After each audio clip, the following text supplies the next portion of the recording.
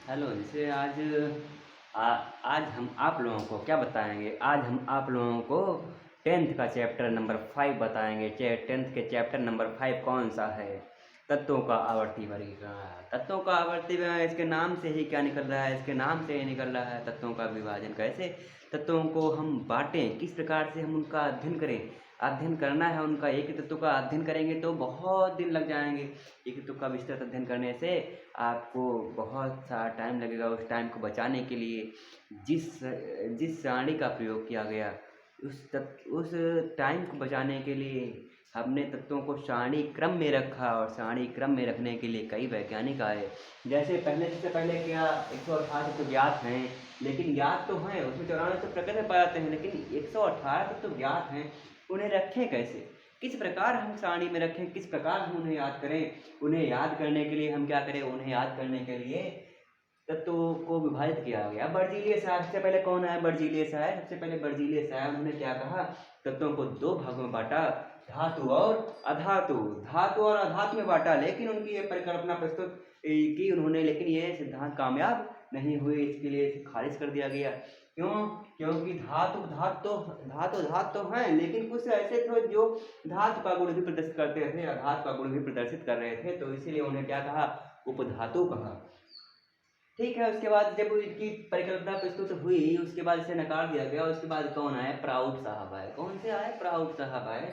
Proud ने क्या किया? प्राउड ने कहा कि प्रत्येक तत्व का अगर भार निकालना है, क्या अगर प्रत्येक तत्व का अगर परमाणु भार निकालना है, तो वो हाइड्रोजन का जो परमाणु भार होगा उसके गुणन में होगा। कितना गुना भारी है वो बताएगा। उस प्रकार से हाइड्रोजन के परमाणु भार से हम क्या करेंगे?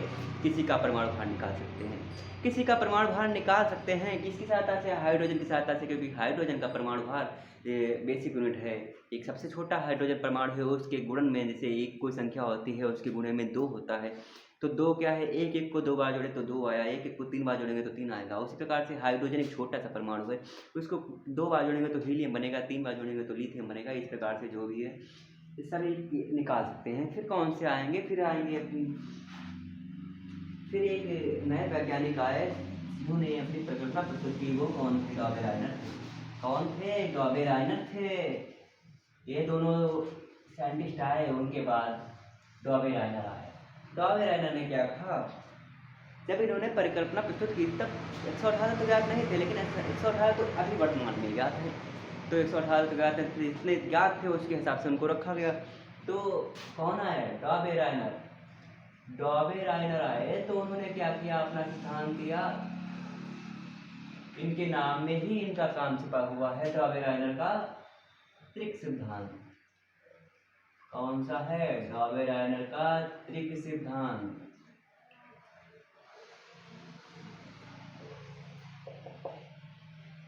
अब इनके जो इन्होंने एक अपना जो हेडिंग में लिखवाई है, इनका जो सिद्धांत लिखवाया है, जो इनका सिद्धांत का नाम है डॉबेराइनर का त्रिक सिद्धांत, तो यहीं से इसकी झलक दिखाई पड़ रही है। त्रिक यानी 3।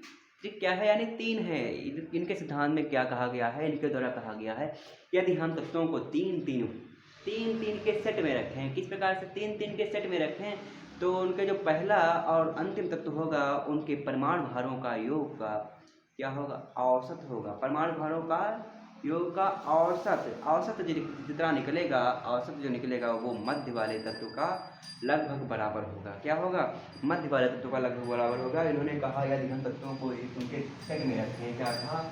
जैसे लिथियम और सोडियम और पोटेशियम, यदि इनका देखा जाए, उन्होंने 2-3 दिए हैं सेट 3 के। तो जैसे लिथियम दिया है, इसका परमाणु भार 7 होता है। सोडियम होता है जिसका 23 होता है। और पोटेशियम होता है, कितना होता है? इसका 39 होता है।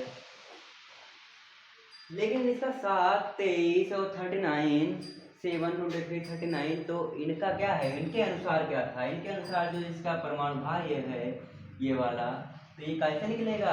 दोनों लास्ट और अंतिम वाले को जोड़िए आप, जोड़ेंगे वो बटे 2 करिए, तो क्या निकलेगा? औसत निकलेगा। 9 7 16, 3 1 46, 2 कितना आएगा? डिवाइड करने पर 23 आया। देखिए लगभग बराबर, यानी कि यहाँ पर तो सेम आ गया, लेकिन लगभग कहा है इन्होंने। क्या कहा? लगभग है। एक त्रिक में बराबर आ गया, लेकिन इसका मतलब ये नहीं हर त्रिक में सिद्धांत बराबर आ जाएगा। लगभग आएगा। जैसे इसमें तो लगभग क्या आया, 23 आया, तो यानी कि 23 इसका है पहले से ही, तो इसका क्या 23 है निकला। तो इन्होंने कहा कि पहले और अंतिम के परमाणु भार जो है उनके औसत के बराबर होगा कौन सा, मध्य वाला। जैसे ही अगला क्या है, S R, S R calcium और आयोडीन, बैरियम, और एक और है सी एल, और बी आर और आई। ये तीन ट्रिक आपके सिलेबस में दिए हैं कौन कौन, जैसे 35.5 देखिए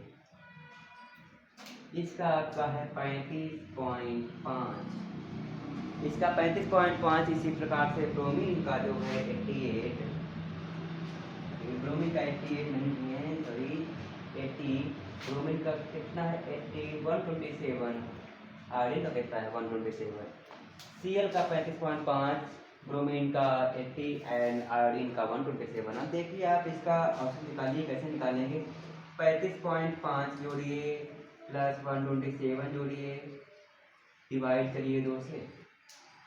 अब आप जोड़िए इसको, 7 2 7 5 12,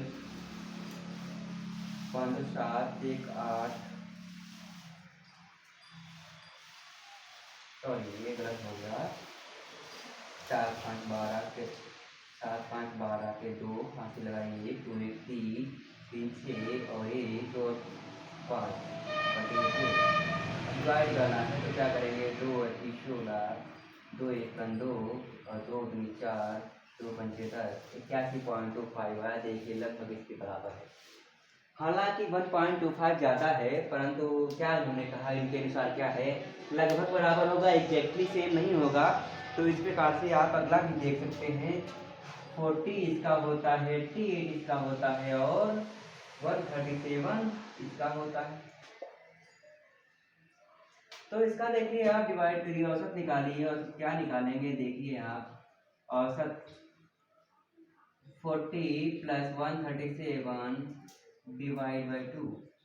अब देखिए इनको आप जोड़ लीजिए, एडिशन करेंगे, देखिए 7 7 177 बाई 2, क्या करेंगे 2 डिवाइड करेंगे, भाग करेंगे, 2 16, 2 16, 1 बचा, 2 पंचे 10, यानी 88.5, यानी देखिए 0.5 ज़्यादा आया, लेकिन क्या है वो एस आर का क्या है 88.5, यानी 88 के आसपास आया है। इसके अनुसार क्या था, ट्रिक सिद्धांत दिए इन्होंने, क्या कहा, 3 को सेट लेंगे और उनका क्या करेंगे, औसत निकालेंगे प्रथम और अंतिम वाले का, और मध्य वाले के लगभग बराबर आएगा। ठीक है, इस प्रकार से अगला, ये तो सिद्धांत यहाँ पर चला गया, उसके बाद क्या आएगा, अगला आएगा। अगला कौन आया, यहाँ पर आप लोग इसको समझ में आया हो, अगर नहीं समझ में आया है तो आप कमेंट में पूछ सकते हैं।